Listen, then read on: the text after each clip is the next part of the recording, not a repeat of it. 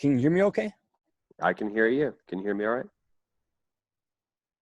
All I right, can we're hear now you well, recording. loud and clear. So this is Graham Plaster, CEO of Cool. the Intelligence Community, Inc., and we run the website, theintelligencecommunity.com, which is a virtual social network for over 100,000 national security and intelligence professionals.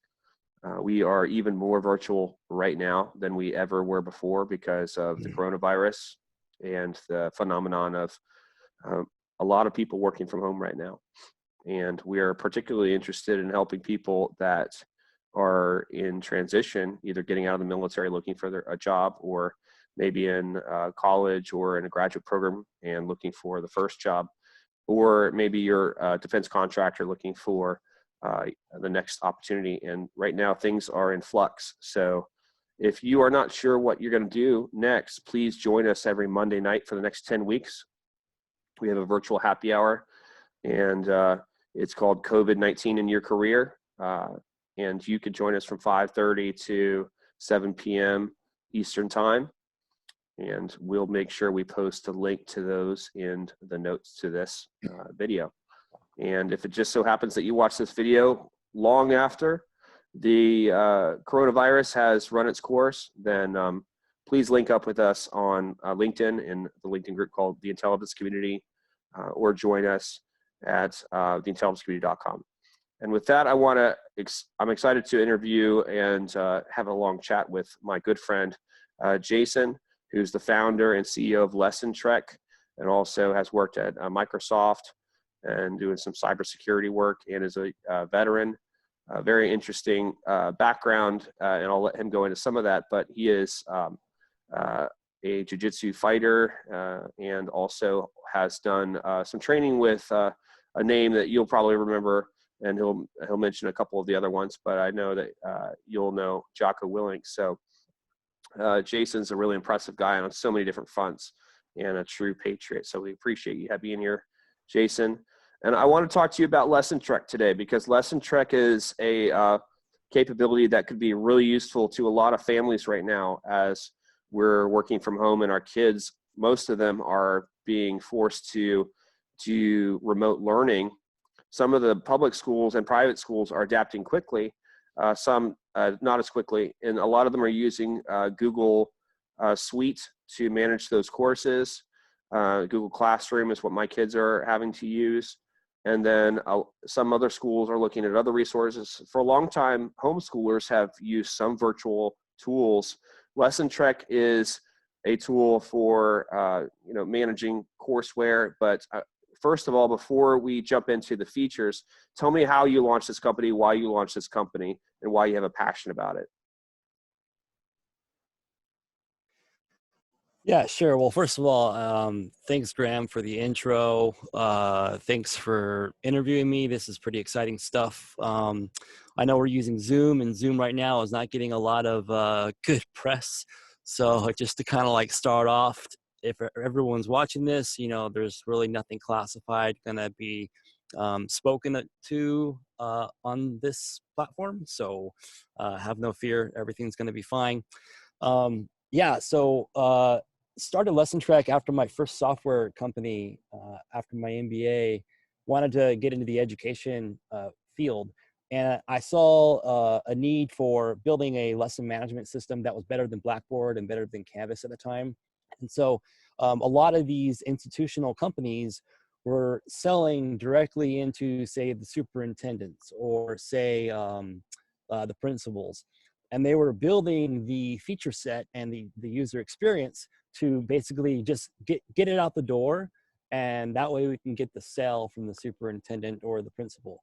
And so what was missing was the user experience and the overall end user, which was not the superintendent in this case. The end user for tools like this are the teacher or the student. And so I wanted to build something that was more focused on the actual teachers using this tool versus, say, the principal just signing off in the tool and, patting himself on the back saying, hey, we got this cool tool for our school.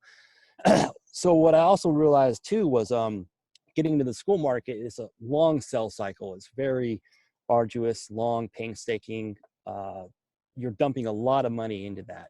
And so what I wanted to do is offer it as a software as a service platform where the end user, people like the Grahams of the world, or tutor, or college students, or even employees of the enterprise, they can go sign up, try the 14-day trial out for free, and then swipe their credit card, and they can be an individual paying user of this tool.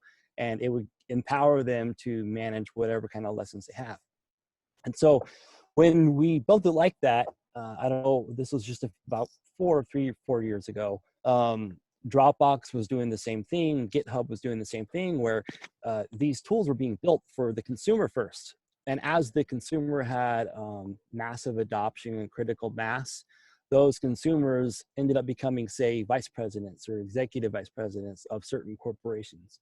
And so Dropbox, for example, one of their sales approach was, say there's like a lot of engineers who worked at Goldman Sachs, and they were Dropbox users. Well, the Goldman Sachs VP of engineering, he would see that all his engineers were using Dropbox, and he would, there's a little bit of a risk situation where the employees were potentially risking some of the Goldman Sachs employee personal data on Dropbox. And at the same time, the engineering managers or the VPs were also seeing this as a potential added value, where since there's already being use of it, they might as well just, bring it onto the whole company.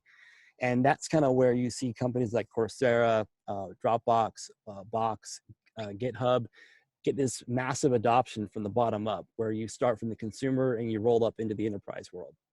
So that's kind of what, so both, I think from a value driver perspective, where I save time and I increase productivity, it's what I'm passionate about. But I'm also passionate about the business part of this. And I'm passionate about creating market space, being very capitalistic and entrepreneurial, because at the end of the day, we're all entrepreneurs, whether we work for a company or we own our own company. And we need to find niches, and we have to basically focus on the value proposition and focus on being very agile and nimble and flexible. And so kind of wrapped up as a whole unit, that's kind of what makes me passionate about this. I love that you said agile, nimble, and flexible. So what has Jiu-Jitsu taught you about being an entrepreneur? Quite a bit. Number one, never give up. No matter what happens, you're not gonna die. Number two, perseverance. At the end of the day, you need to just get users, get paying customers on your platform, no matter who it is, no matter what it is. Just keep getting paying customers. And part of that is building relationships, building trust, building respect. And in Jiu-Jitsu, a lot of that is trust and respect. You're basically, you're training with your partner, and you have to trust each other, because you're basically in Jiu-Jitsu, you're almost simulating murder, more or less. And so you got to trust the person's not going to do anything stupid, and you also have to control yourself too as well, where you don't come off as full of pride or egotistical or disrespectful. That, and then go ahead, sorry. Yeah, no, I think that's an interesting application for business ethics, because as you have ambition, and entrepreneurs have to have ambition, you have many opportunities to play dirty and try to break the rules to get ahead. And I think Jiu-Jitsu teaches you, such amazing sportsmanship. And at the end of the day, and I think I heard the CEO of, or one of the senior executives of Pixar talk about this in a podcast. Maybe it was How I Built This, or a different one. But he was talking about how if you get to the point where you are successful and you look back and you have regrets about how you got there, then maybe it wasn't worth it, or you have to make a decision about what kind of person you're going to be. I'm changing his words quite a bit, but I think the message is there, which is that you have to make a decision about what kind of person you want to be along the road to getting where you want to go. And I love it that, and I love having gotten to know you. I see that you're pursuing Lessontrek with so much integrity, And I have to think that some of that integrity comes over from your values personally, but also from, you know, the discipline that you've developed playing, in jujitsu and fighting jujitsu. Thank you. Yeah, I definitely agree to that. I wanted to add in a plug where a component where my Microsoft cybersecurity experience comes in. So years and years and years ago, when Mark Zuckerberg became this big shot, you know, he dumped in, I think, $100 million into Schoology or some other ed tech platform. And Zoom is experiencing this right now. A lot of these guys were just throwing money at all these ed tech platforms. And the last thing they were doing was adding in endpoint security, focusing on any kind of a security development component to their software development life cycles. And all they were focusing on was just pushing it out the door, throwing money at it, and getting growth. What they were doing was they were just leaving tons of vulnerabilities like wide open to PII and personal data. And so what was happening was these ed tech companies were just getting hacked left and right. And FBI was Like making a Zoom. lot of press release and announcements. Yeah. Exactly, just like Zoom. And these guys, they just keep building and building and building and building this awesome mansion, this beautiful house, and they don't add any security to it. Yeah. And some of it seems very simple, and I believe some of it is simple. They just like, we don't need it. So that's kind of one thing that I also want to kind of add into with Lessontrek was we wanted to build in security early on, because Yeah. that way, once we do become this big behemoth, this big, huge company, I don't want to look back and go, oh, whoops, Yeah. there goes $20 million to my bottom line. There goes trust and respect. There goes 5 million user accounts. Yeah. I can't have that. I don't want that. Basically, Well, you I just think said, I mentioned it to you looking back, earlier, but I've been talking to a couple companies and kind of growing a coalition of companies actually, in light of what is going on with the coronavirus and the demand to rely on a work from home workforce, especially for some relatively sensitive work for the national security workforce.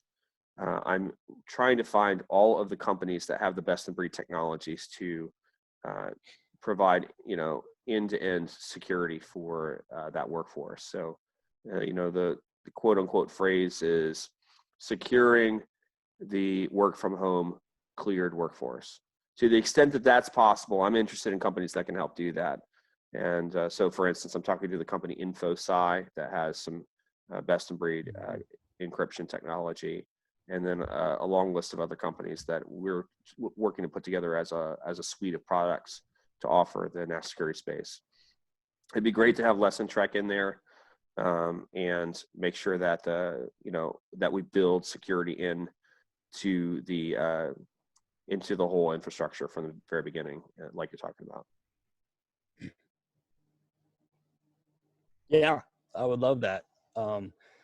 I would love that, certainly. I know I was on one of your happy hours you had, a week ago on Monday. I think it was Monday. And one of the ladies, two of the ladies, I guess, one was talking about working in a skiff. She's like, most of my work is in a skiff. What do I do now? Yeah. That's some pretty serious stuff, because I can only imagine a lot of people are pretty much skiff only people. So, that's an immediate problem, because you can't do anything else outside of a skiff, Yeah, and traditionally, if you have some sort of contingency operation, you might relocate all of your people to another facility, like move them all to another building or a bunker or whatever. But what if you decide that the safest thing is to send everybody to a decentralized location? So you spread your people out, which makes a lot of sense, right? A decentralized target is much harder to hit and attack. Yeah.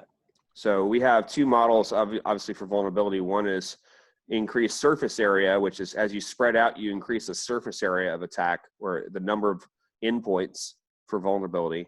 But on the other hand, if you're doing certain types of attacks, as you spread your endpoints out further apart from each other, then you have to do each attack with smaller impacts. So, so both strategies have their strengths and weaknesses. On a ship, you know, we have the idea of watertight doors and compartmentalization of a ship. I was in the Navy, you were in the Navy. And if a ship gets hit by a torpedo, then you have to try to, as quickly as possible, seal off watertight doors so that you can isolate the flooding to a certain area. And I see that, you know, to a certain extent, some of the fragmentation and siloing and compartmentalization of government actually operates a little bit like that. We can complain about it. We can complain about the bureaucracy, but the fact that it has all of these little pockets to it actually allow us to be a little bit more resilient sometimes than if we were completely connected. I know in the last several years, there have been movements to try to get all of the government onto like one database or an integrated database type system for personnel or whatever. And there's a lot of strength and benefit that comes from that. But, you know, if it comes with additional vulnerability, then that would be something we have to watch closely. I know that there's been similar debate about moving to the cloud, and people debate all day long about how the cloud is more secure or less secure. But Lessontrek, it's great to have Lessontrek designed by a veteran entrepreneur. And I run in a lot of circles in the DC area, and we're always looking for veterans who will go out to the Bay Area and develop the kinds of tech skills and the awareness of how to raise capital and how to start a business, and then come back and offer that value and back to the culture of Washington, D.C. Tell me about your vision for Lessontrek and how you'd love to see it used by the government for, you know, the national security mission. Sure. Yeah. So some ways I see it as an operational mission readiness tool. Mm-hmm. So for example, you know, in intelligence and operations management, if you wanted to be able to see, you know, what kind of personnel is trained into what kind of a category or event, then you'd be able to use Lessontrek as a way to use it as a dashboard and a tracking tool. So think of it like a project management tool with a Kanban board. I'm sure we'll get to the demo later on the call, but you can think of it like that, where you'd want to basically see, okay, I have, you know, 50 people and I'm managing them on their credentials and their education and what kind of requirements that they need to be able to become ready for this mission or that mission. It could be used as something like that. What I like to do is I'm in the middle of working with AFWorks, and I think it's C5, I think it's B5 CPI or something like that, where we're getting a $50,000 SBIR phase 1. And so I'm looking for some Air Force customers as well to help me get to phase 2 funding. That way we can actually kind of build upon what Lessontrek is right now and actually build upon it to increase its capabilities to become more DoD friendly and IC friendly. So we're in work on that right now. I think it's 20.2 that we're going to be applying for, which I believe is in June. Okay. With this COVID situation, I just read on the other day, there's a few focus areas on COVID, and we actually fit focus area number 3. If I'm correct remembering, I think it's something to do with optimization, project planning, and tasking. And that's exactly what Lessontrek does. So I'm going to be working with you, Graham, and some other folks who have clearances who've done these kinds of, like, probably a 20-page document. It's not going to be fun, but it's due at the end of April. And so I'm going to try to, like, crank that out as soon as I can to get that submitted. So hopefully being stuck at home means that you can to, actually do that without interruption, right? Exactly. Yeah. And since we don't have any sunshine here, I won't be able to worry about running outside or working out. The gym's all closed here. That kind of stinks. So yeah, you could run a marathon on your porch like that guy. But I don't know what that's in Italy or whatever. Oh, I'm sure those guys are doing all kinds of crazy things. I haven't seen that. All right, well, let's jump into the demo. How can you cue that up for us? Sure. Let's go to share screen. For the sake of saving bandwidth, what I could do is turn my video off. That's fine. Okay. Yep. Cool. And I'm going to let you, before I ask any questions, I'm going to let you kind of talk through the whole platform. Okay. Sure. I'm going Okay. to mute myself, and I'm going to give you a couple minutes to do that. And I'm going to turn my screen off too. So there's no distraction. Okay.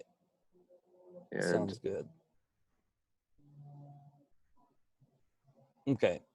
So for some immediate quick wins for the folks who are basically forced to now be teachers in the home, Lessontrek can give you a few quick wins right now where you can actually use this as a project planning, mapping, management tool. It will help you structure and organize your, the lessons, the assignments, the homework. You can, so for example, this is just a fake demo account here. You have math, science, engineering, technology, little STEM related. You can drag and drop your subjects around if you want. If you're missing a day, if you want to move a day over, you can basically, type in, type in anything you wish on the fly. The other beautiful thing about this is, you can adding all your assignments here as well. You can go in here and open up the assignments where they open. You can grade them too really fast on the fly. When you do grade the assignments, it goes into, the grade week here, which you can view on the fly. It also goes right into the gradebook section here. In the gradebook section is where we have analytics. You can also see analytics from a perspective where, like basically a line chart or a histogram chart, you can see kind of where you're at a super high level. This is a pretty powerful tool. You can also basically set up your whole school year really fast. So for example, once you set up this week here, you would just basically copy this week, paste it across the entire school year, and more or less your entire school year is completely set up. Running into a little bandwidth Wi-Fi problem here. So that's a few quick wins you can do with this. This also has attendance tracking as well. If you're into that sort of thing, if you're not, you don't need to use it. This has notes. You can take notes. You can also link websites in your notes. So if you click this, it kicks out to say, if you use Khan Academy or if you use some other kind of free online open source platform. Is it We linked also to have Khan Google Academy? integration. Is it linked to any of these things for your completion? What do you mean? I mean, as you complete something in Khan Academy, does it populate into here, or does that have to be manual? Oh, it has to be manual. We're not fully directly integrated with Khan Academy. I don't think they would allow that. Yeah. That would be a direct competition. We're a little bit of a competitor to them, but Okay. not.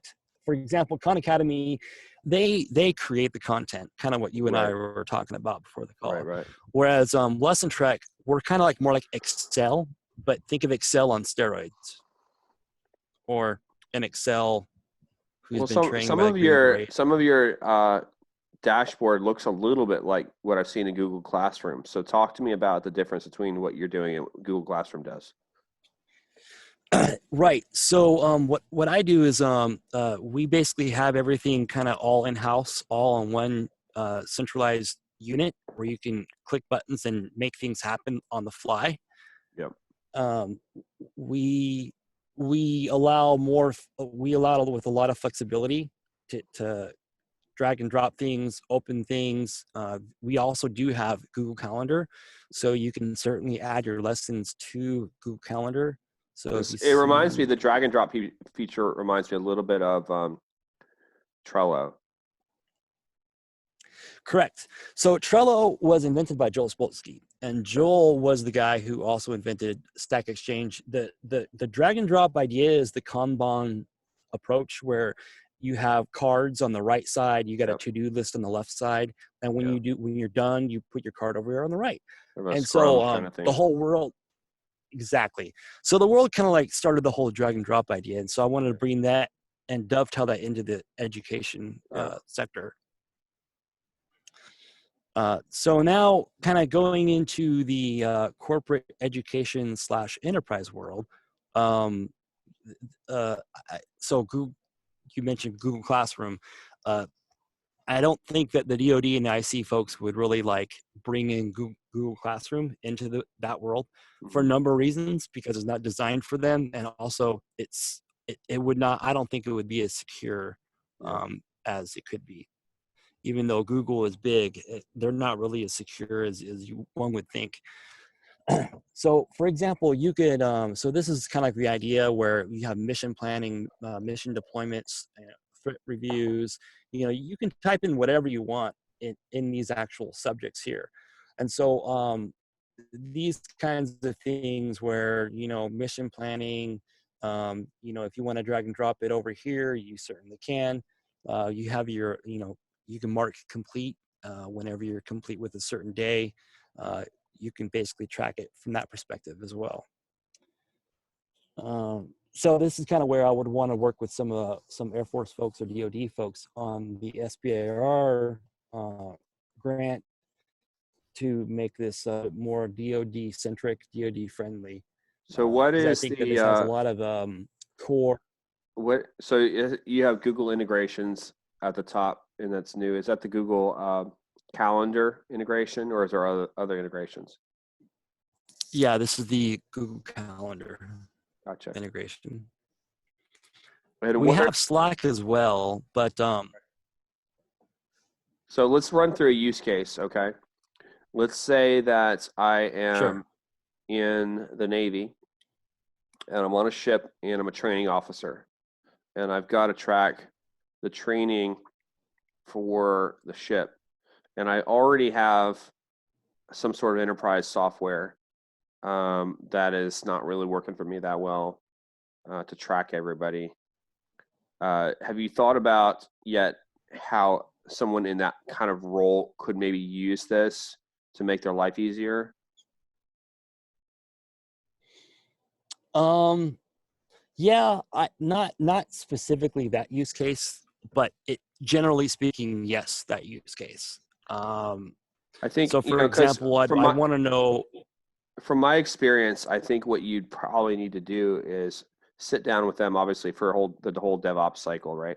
Sit down with the end user who's the training officer, show this to them and be like, hey, how does this compare with what you're currently doing? And if they're like, this is so much better, then we'd have to get you connected with the developers for the enterprise software and see if you can develop an integration.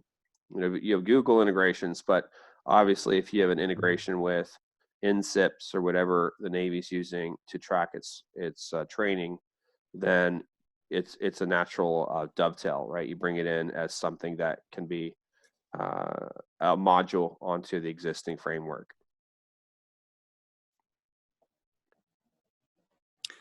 That sounds definitely doable, because this could be more like although this is a full end-to-end system where the data you see here gets pushed right to a database and vice versa. This could sit on top of a system like that for the Navy, for the training officer, and then that training officer would just basically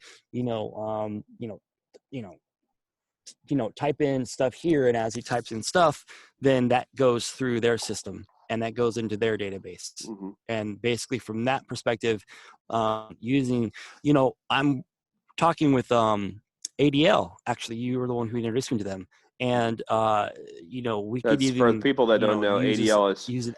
Advanced Distributed Learning, which is underneath Secretary of Defense. It's an office that spearheads exploration into new ways that we can do distributed learning, which is a really relevant thing right now, considering we're all stuck at home, and a lot of people are trying to level up their hard skills so that they're more marketable on the job front, or they're just trying to make sure that they're using their time productively so that when they go back to work, they have some additional skills. So Advanced Distributed Learning, ADL, who's right now the leadership there is Dr. Say Schatz, and she's terrific, and she's really helping the Pentagon connect to new technologies like Lessontrek. that can help our, our military and intelligence communities, more effectively learn things. Thanks for that. Yeah. So going on with that is, if we use XAPI or some sort of API to then integrate with the Navy, in this case, the training officers' systems, it would actually kind of help give more of a whole outlook of the whole person versus just, one small snippet of what the person's doing, how they're training.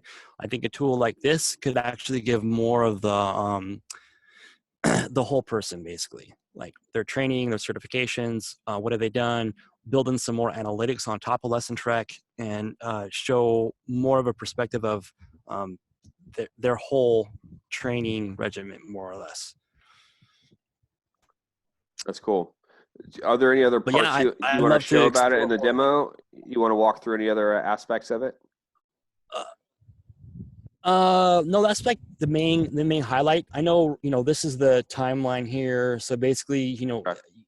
one thing with Google and Google Classroom is, you have to click 25 different buttons to get to the thing you want to get to. Yeah. And one of the beauties of Lessontrek, we built this to just only have to click one time to get to your thing you have to get to. Sure. And so that took a lot of customization. It took a lot of time. Yeah, I think attendance too. I don't know if I mentioned attendance, but we track attendance as well, so you can see their progress. How are they progressing? What percent days complete versus the total days. And then over here on the left, you have the subjects. Color codes make it really kind of easy for your eyes to quickly see which subject it is or which event it is, and then here's your minutes worked. This is the thing you would basically click off. So say you just go right in the open, you click minutes worked, you just put in 45 there. Yeah. So we wanted to make it really super easy to use and very intuitive. Yeah. So this yeah, is just to clarify, this view is like the instructor view, right? Correct. It's the instructor view. The student view obviously doesn't have the full permissions and that the instructor has. So, but to your point though, too, that's kind of what I want to do is my next step is talk to these training officers or talk to people like them to get, an understanding of, what are they using now? What is their workflow now? And how we can tie that into Lessontrek. All right. Well, let's close out the demo. So Let's just talk a little bit more about, distributed learning and government, because I have some questions. Maybe you can give me some ideas, but I have some questions and some ideas about things we could be doing better. I spent about 6 years working in OSD, the Office of Secretary of Defense, for personnel and readiness. And we did a lot of analysis of databases and learning management databases, learning management systems. A couple basic observations without going into detail is that there are a lot of different systems. Sometimes the systems don't integrate very well. And in general, the desire to award contracts to small businesses and multiple businesses, it competes with the desire to have a one well-integrated system for all of government or all of the military. So what ends up happening is, all the different services and agencies end up kind of doing their own thing, and you get Flotsam Jetsam, where the Air Force will have all these different databases and all these different systems running, and then the Navy will have all these different databases and all these different systems, and then at the end of the day, all of those things have to push data up to the Office of the Secretary of Defense at the Pentagon, and hopefully most of the data, or all the data, is getting into the kinds of databases that will provide strategic information to the Pentagon for big policy decisions. But there's all kinds of room for error in there and problems. So What would be nice, obviously, is some sort of scalable solution that can be offered to all of the services and all of the agencies somehow and integrate seamlessly across all the databases. So that's where XAPI comes in, where with advanced distributed learning, trying to figure out how to make everything work together, even if it's a legacy system or something brand new that has some sort of new protocol. But what I'd like to know is completely different, which is right now with everybody with their kids at home, let's say a parent like me, and I've got 4 kids, is saying, well, gosh, my kids go to public school, but I wonder with them being home for the next 2 months, if we wouldn't want to consider the possibility of a homeschool co-op if that co-op was offered virtually from experts all around the country. And right now, with there being a pretty robust homeschooling community all across the country, you would think that you could go online and find a mall of sorts that you could go in, you could shop piecemeal for all the different teachers and certificates and things that are available. There is no unified database type experience for parents right now to go and shop for that. And unfortunately, I mean, there are a lot of options, right? There are a lot of online schools and things, which is pretty amazing. But right now, in a time of crisis, when everyone's not sure what they want to do, they're either stuck with going with whatever their current school is offering as an emergency remote learning experience, or B, doing some sort of a radical reaction, saying we're going to do our own thing and coming up with something, right? And depending on what happens, can you still hear me? Can you still hear me? Your video turned off. Yeah. I turned the video off because I'm moving inside the house. It's freezing out here right now. The wind is blasting, so I'm wimping out and I'm moving in the house here. But I'm listening, so I'll turn the video back on. So here's the question, and Go ahead. I'm listening. One of these really long questions. Like, you're not supposed to ask a long question, but the long question is, why doesn't a unified database exist for the private sector for K through 12 learning that would operate like a mall? And I'm using the word mall because there's probably better words, but that's the first one that comes to my mind, like a marketplace, right? For e-learning for K through 12. And obviously I've expressed a need for a similar type of scalability through XAPI or some other integration for government, right? Either way, what's Lessontrek's potential in that either of those options? So with Lessontrek, you can think of it like Excel, data in, data out. So if you're a homeschooler, going back a little bit more to what you mentioned, there's only like about 2 million homeschoolers right now. And the growth rate used to be like 8.6% compound annual growth rate. But it kind of like slowed down just a tad bit. But there's still a lot of homeschoolers that are growing, and they're doing kind of like just that. They're seeing the public school out there. Kids are getting shot. The kids aren't really learning a whole lot. You got these teachers that are, taking advantage of the kids. And so they're like, hey, why put our kids through all this? And so there are co-ops, and co-ops, they're made of like the community of 20 or maybe 100 families that have like-mindedness. And but the thing is, they don't know how to scale that. And so they stay in their small little co-op community type of families. And there's hundreds of them around the whole country. And every one of them really kind of like finds their own curriculum. And there isn't really one particular curriculum that's used. And, some people are religious, some people are Christian, some people are not. Traditionally, the thought was, homeschoolers, oh, that's just like the Christians. Well, actually, it's almost opposite now. There are fewer religious connections to homeschooling than there ever was before. So now homeschooling is a really big mixture of what you would see in a public school. You have like the non-religious, you have the Catholics, you have the Christian. And so what's happening is it's really weird. This is like one of the things where while the market seems like a great market to get into, you can make a lot of money super fast and help a lot of people, you kind of can't, because the people are very picky with what they want. And whenever they find the one thing they like, they don't really change, and they don't really explore new things. They'll explore new things maybe once every few years, but more than anything, Khan Academy really has the hold on the They're the lock, homeschool market, is because Why do you think Khan Academy's been able to achieve that? it's free.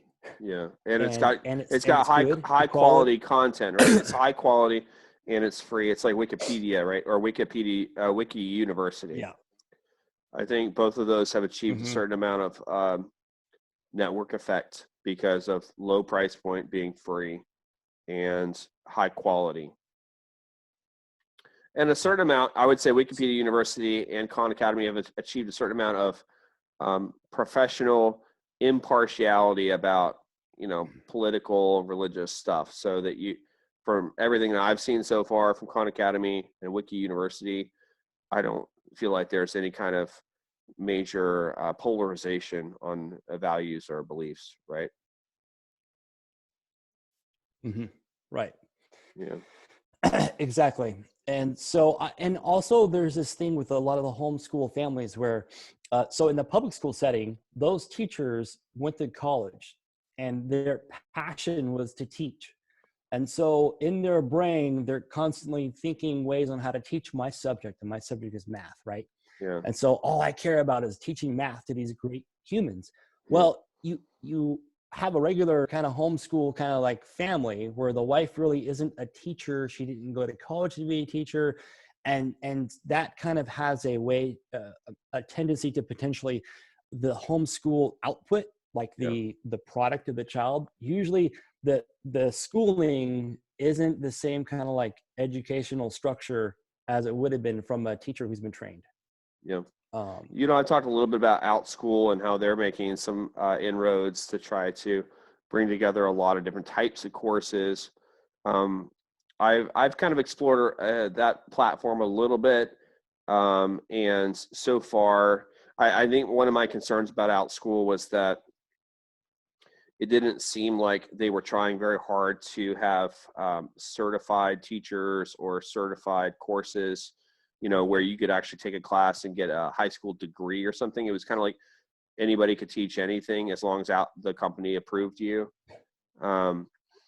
Yeah. And Udemy is probably similar. I remember when Udemy launched, the whole idea of a marketplace that I'm talking about is not simply anybody could teach anything to anybody, but the idea of a credentialed high school experience, but decentralized, where each course can be taught from anywhere in the world at any time during the day.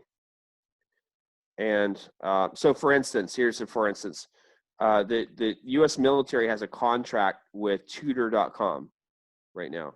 So if you go on military, I think it's OneSource, you can find links to Tutor.com, and if you're in the military, your kids can use Tutor.com for free, which is not usually free at all. It's usually some money. Tutor.com has live tutors. It's a marketplace for freelance tutors, and all those tutors essentially are teaching courses on their own time, and it's a contract, federal contract. So what's to keep Tutor.com from becoming the one-stop shop for all homeschooling courses in the whole country? They have a framework for it, and you could teach whole classes that are actually, instead of just tutoring somebody, you could teach a whole class, and you could take multiple students, and then that class would be certified so that if you graduate from the class, you would get a high school credit, and then maybe even like a junior college credit. And then by the time you get through this online course curriculum, you're ready to go off to college and save a lot of college money because you've already knocked out some of your college credits. Mm-hmm. It sounds really good on paper, and I like the idea. And it's a potential. It potentially could. It's just the homeschool market is so fragmented. Everyone is very nitpicky in what they want to use and how they want to use it and how they want to teach their kids.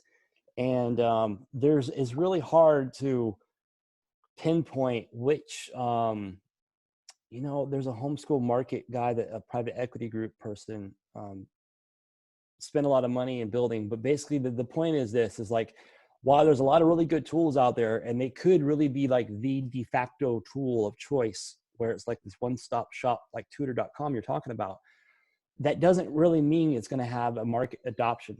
It doesn't really mean the market is going to like embrace it with open arms. And that's one of the problems with the homeschool market. It's very scatterbrained. There's very fragmented. There's really not a lot of structure in the reasons why they choose certain things. Well, you've talked to a lot of these homeschooling groups, right? When you did market research for Lessontrek, you did a lot of calling and reaching out, right? So and I have friends and family that do homeschooling, and I should ask them, but from your experience, when somebody decides to homeschool,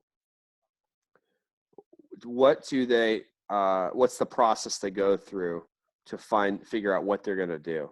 Do they just Google it? Do they ask friends that they trust? They do both. Yeah, they ask a lot of friends they trust. They go to big homeschool conferences and they say, hey, what's the best English platform? What's the best writing platform? What's the best tutoring platform? And and that's generally how they get their information. And and for public schools, I mean, we were living in Arlington for several years, and the schools the public schools are very well funded, and some people were even complaining about how much money the schools were getting. I thought it was terrific because my kids were in the schools and they were all getting issued Chromebooks and iPads, and right now It's like we're in Maryland and the schools don't have those kinds of resources, and it's kind of like Arlington has the last laugh because every single kid has the equipment to be able to do school from home. And in Maryland, where we are, they did a survey on Google Forms, and they're like, who has equipment and who doesn't? And 9% of the population, or 6% or something like that, I think it was 9, said we don't have internet or computers at home. So that's almost 10% of Anne Arundel County. And so when you look at that, you're like, well, this digital divide thing, it means that potentially up to 10% of your population is going to get left behind if you have a pandemic, or they have to drive up to the school and get a packet. My daughter was funny. She was like, I would prefer to just drive up to the school every Friday and just get a packet of printed materials to fill out rather than having to log on every day and do some sort of FaceTime type learning thing. I'm like, you're an old soul. You just want to do your paper handwork and hand it back in. But, that brings up an interesting point. And I know that I'm meandering a lot, but I'm enjoying just kind of like shooting it with you. Right. So no, Joe Rogan style, baby. That's it. So, old school technologies sometimes have so much great functionality, and sometimes they never achieve the network effect, where a lot of people start using it and therefore they die on the vine. And then we look back a decade later and people are trying to retry the same technology in a different environment. And then maybe it takes off again. But the older, wiser people are like, we totally did that. We totally had that technology or capability a long time ago, and people thought about it.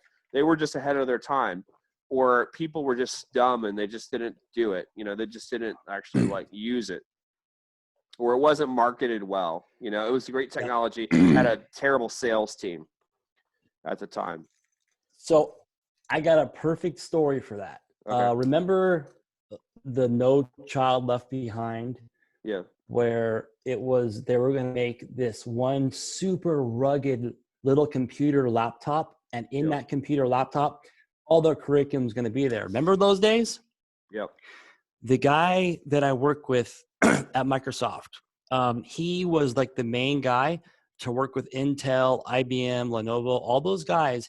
He was on that team, and he was like the leader of that whole gazillion dollar strategy that combined both Microsoft and also combined all the chip makers and all the laptop makers. They dumped millions and millions of dollars into that thing, and what had happened was, well, yes, they were ahead of their time, and you would think, oh man, this is such a great idea. How could you not want this? How could the market not adopt this? They just ended up not adopting it, and they had a, they suck them to the reality that like nobody wants these tools. And then now, what do you have now? Chromebooks, and you got Chromebooks everywhere. You have Apple's trying to now get into that market. Surface is trying to get in that market, and so that's just it. No matter how many millions of dollars you throw at something, if the market's not going to adopt, then it's not going to adopt. Yeah. No matter how good of an idea it is. So okay, but obviously fidget spinners did well for a little while. yeah. I think right now, it's interesting until a couple days ago, as you brought up Zoom. Zoom is kind of on the outs all of a sudden, but this whole idea of having a Zoom happy hour was like the thing of the moment last week. It was like everyone was like, you know what, I'm going to get together with my friends and have a Zoom happy hour. We started doing it with TIC, having a Zoom happy hour every Monday night. That's a societal change. I think that's going to be something that persists after we're done doing the the COVID-19 routine. I think people are going to be leveraging teleconferencing technologies much more heavily because we broke through some sort of barrier of entry. Some sort of network effect happened where everybody was doing it, everybody became comfortable with it. And everybody was like, you know what? Mm-hmm. This is something that I can use every day for my life. And for those of us who are already doing it on a regular basis for work, it's kind of like, it's just kind of funny. It's like, okay, well, yeah, I already did this like on a regular basis. Now, all of a sudden, like in the evenings on a Saturday and a Sunday, I'm like using a teleconferencing technology to get in touch with my brother or my sister or my buddies, and it's like, what's going to happen as a result? It's a forcing function, right? It's a forcing function for technologies we've already had for a long time to become so mainstream that they become regular, that they become, ubiquitous.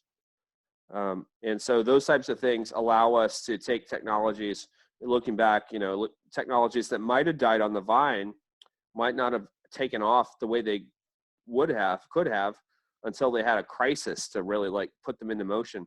Like for instance, right now I'm using Marco Polo app really heavily.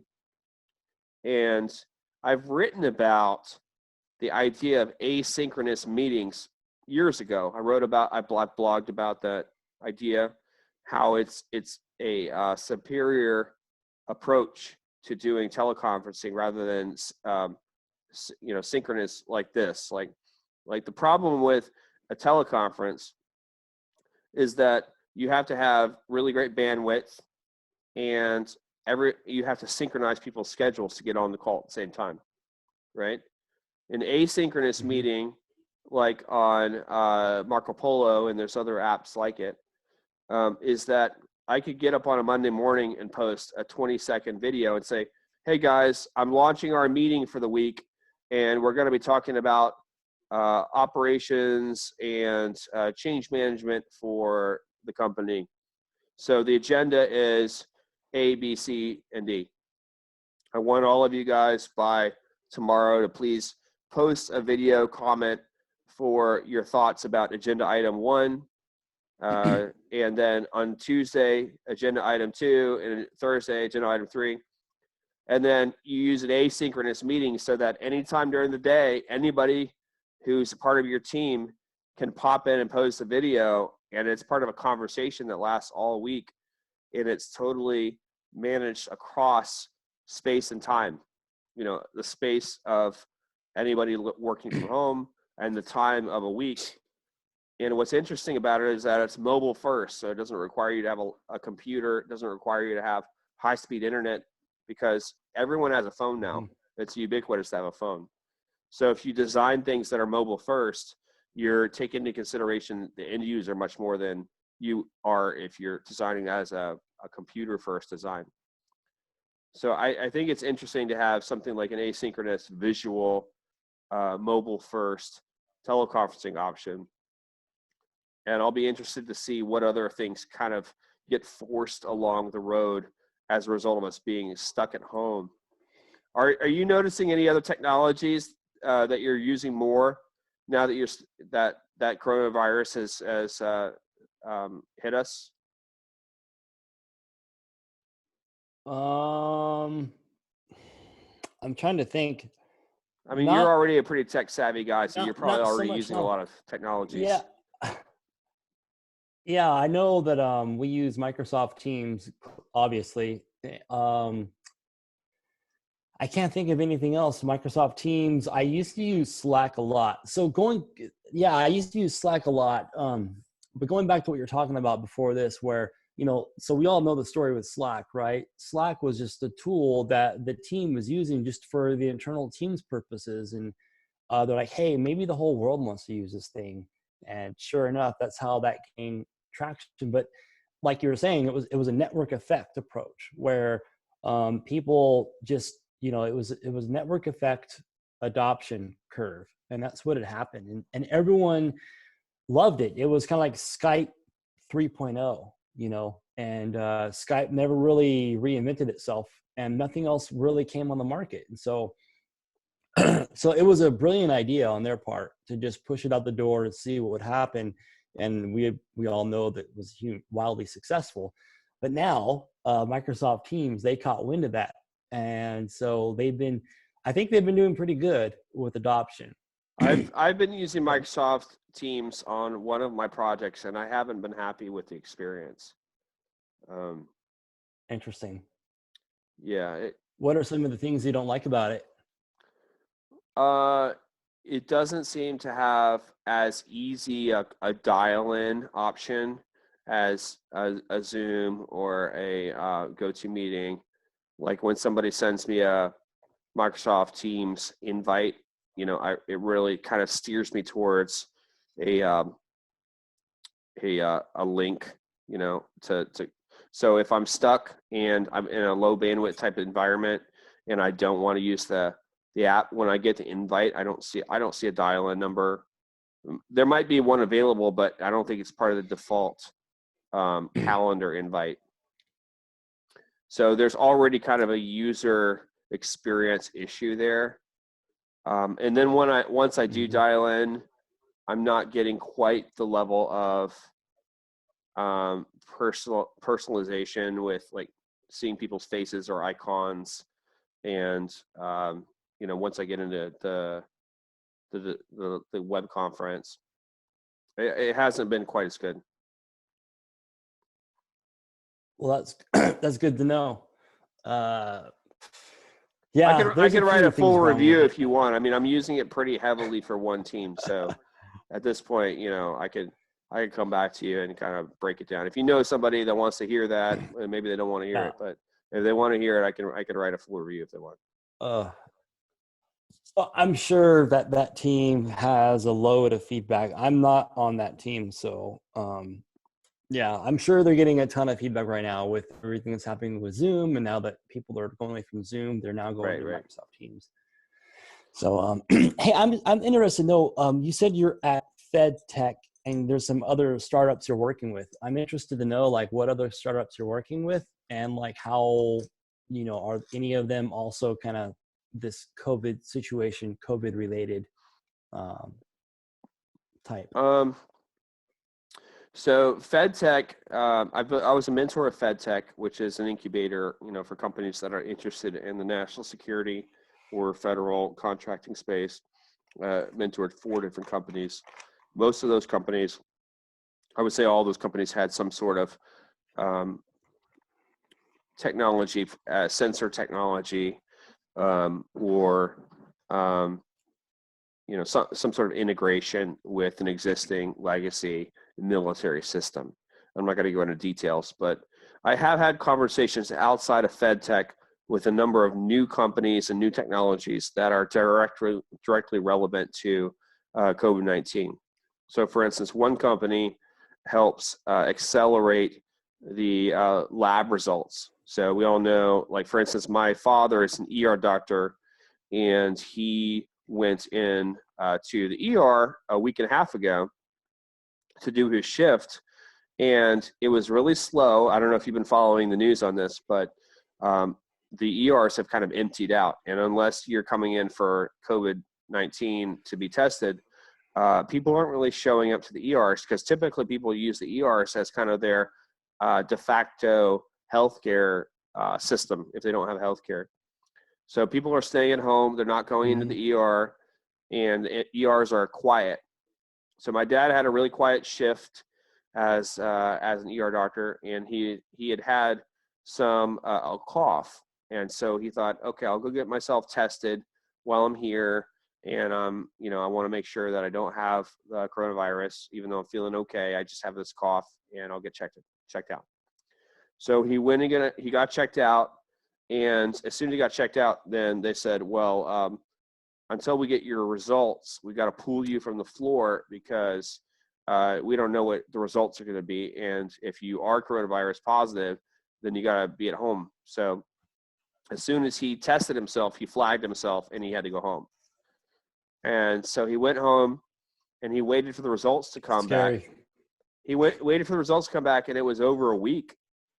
And you would think that our healthcare providers, if they go get tested, especially on their own, own initiative, that we would turn those tests around really quick. Like I just saw a news article today about on Bloomberg about a company that could do a 5-minute test, right? So my father, who's an ER doctor, went home and for over a week was waiting at home for that test. We have my grandmother at home with him, and she's over 80 years old. I mean, really frail, not knowing if my father has coronavirus, what are they going to do? She's stuck back in a corner of the house, not able to go anywhere. And my father's like stuck up in his bedroom, not able to go anywhere, waiting to try to see if he can go back to work and take care of people who are really sick. And then finally, like over 10 days later, they said, oh, you're negative. You don't have coronavirus. So anyway, this company I was talking to, they were like, our technology helps to speed up the lab results.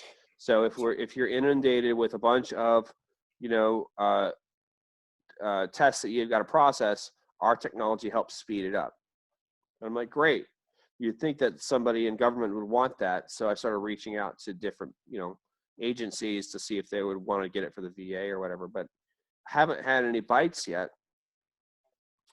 And another technology is like a wearable device for people who are stuck at home in quarantine, so that they can monitor their own vitals, and they can try to figure out if there's something that would be worth going into the ER or getting tested for, right?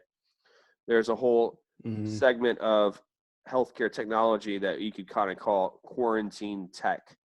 And my brother is really involved with this. He's the director of marketing for Startup Health, which is an incubator for healthcare startups, over 350 healthcare startups. Cool. And so they just recently did an article that highlighted about 20 of those startups that had relevant technologies for COVID-19. And so I've reached out to those companies, or some of them, and the US ones, and tried to see if we could leverage those technologies for the federal government. But, I think there's a little bit of a hyper focus right now. You're probably seeing this on social media about ventilators and face masks. And I really feel like those are important. Yeah. Those are important issues. Obviously, I'm not going to belittle those issues, but I think that we're seeing a lot of other issues that are going to have a long tail to them. And that has to do with the ability to do decentralized work. the ability to have a very stable and reliable workforce that is not stuck in an office building or high rise or whatever. So I think hopefully some of the money that we're allocating is going to go into solving that problem, because if we can think strategically about it and not just like return to normal and then have another pandemic, not coronavirus, but another pandemic, that suddenly we all have to go and work from home again, and our economy has to face another wave of, challenge. I would hate to think that we didn't invest into that future.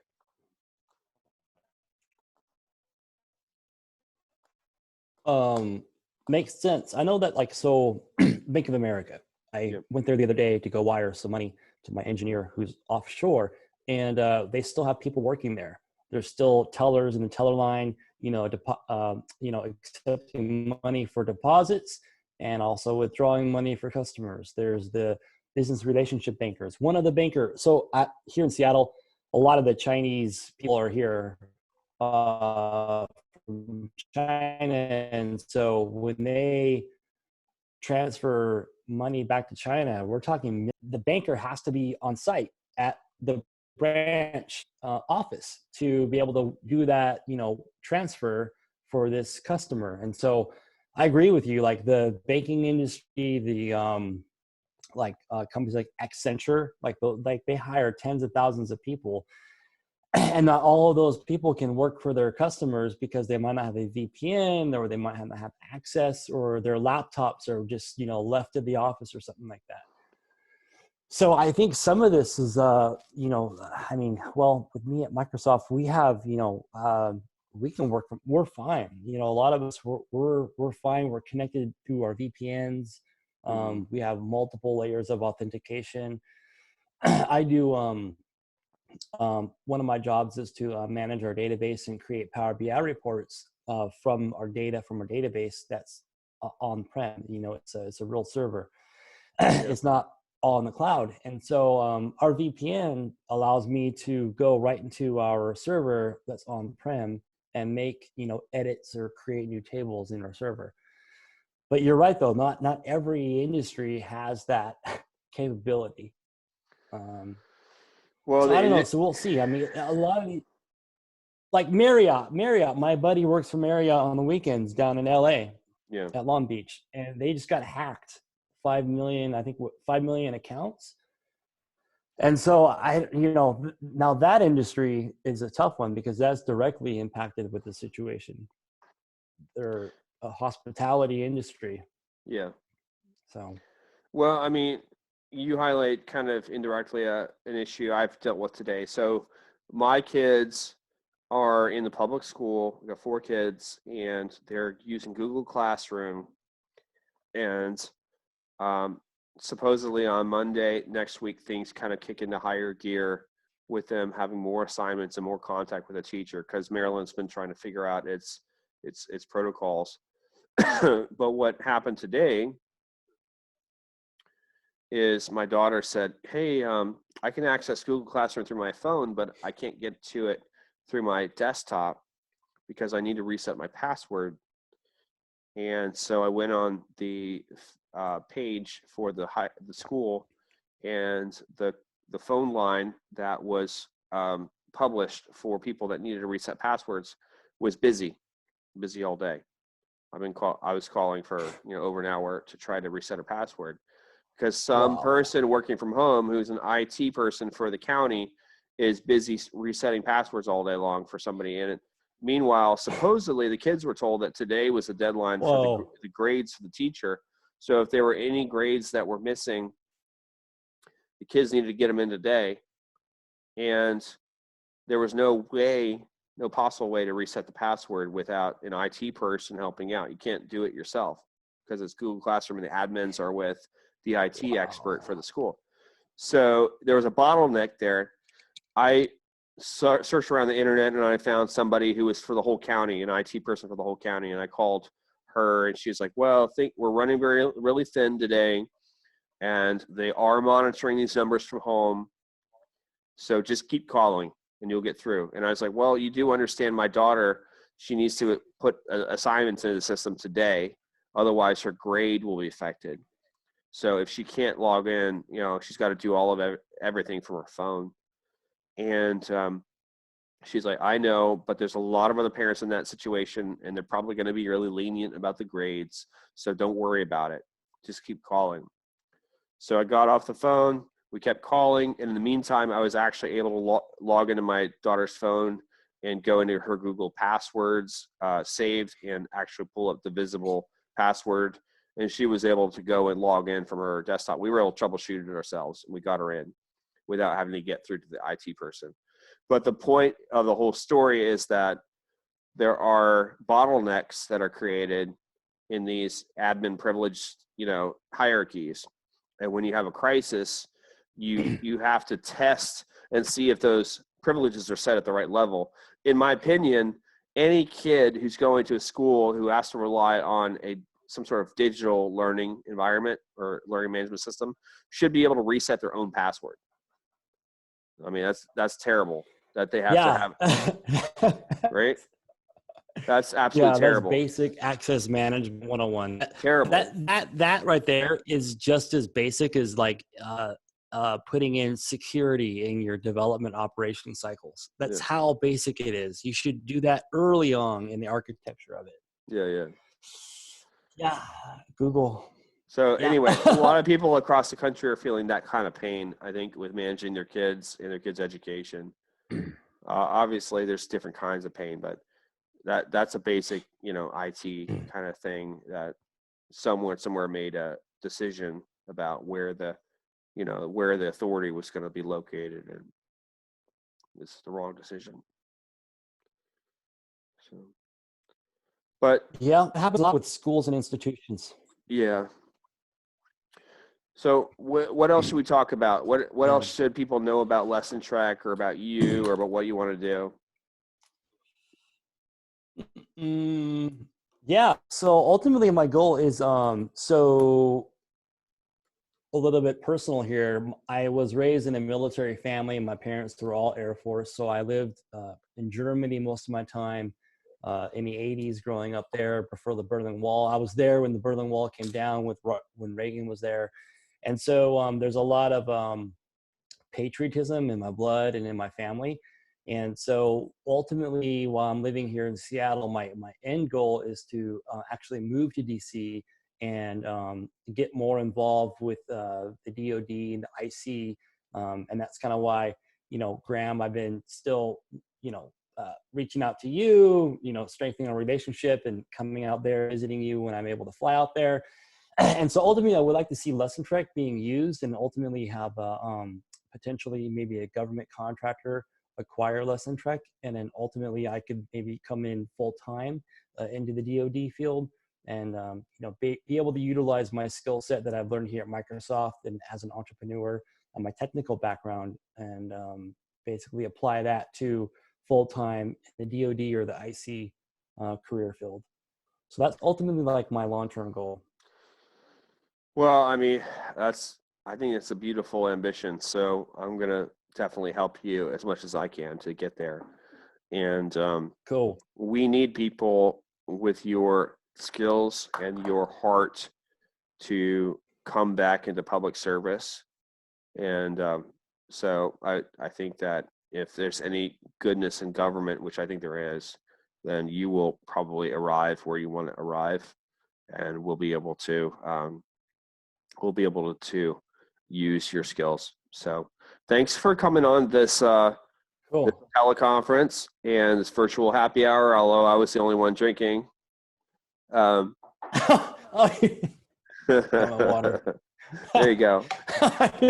You can be happy with water. All right, so yeah, I am. I'll drink after this. So anyway, just for everyone watching or listening, Jason's an awesome guy. Connect with him on LinkedIn. Learn about Lessontrek. If you're working in government, check it out. See if it might help you with your current training requirements. And if you're in the private sector and bidding on government contracts that require edtech, think about partnering with Jason, because he has just recently registered in SAM, and he's ready to go. So veteran-owned company, and backed by Silicon Valley, and Jason's a great guy. So great job, Jason. Thanks for talking to me. Cool. Stay healthy. And you want to say goodbye to everybody? Absolutely. Thanks, Graham. Appreciate your time. Thanks for the interview. This was fun. Maybe we can do this again next time with like a special guest speaker and have maybe multiple, like a panel, like Greg Gutfeld, the Greg Gutfeld show. They have like a panel of like 5 people. You are the special speaker. Yes. I feel privileged. All right. Yeah. Well, I appreciate the time, Graham. Thanks for letting me be here. And it's been good. I've been blessed to get to know you and hang out with you and relationship with you. Look forward to coming out there and seeing you guys all sometime when this is all over with. It'll be fun. All right. Stay healthy, man. Cool. Okay. Will do. Thanks, Graham. See ya.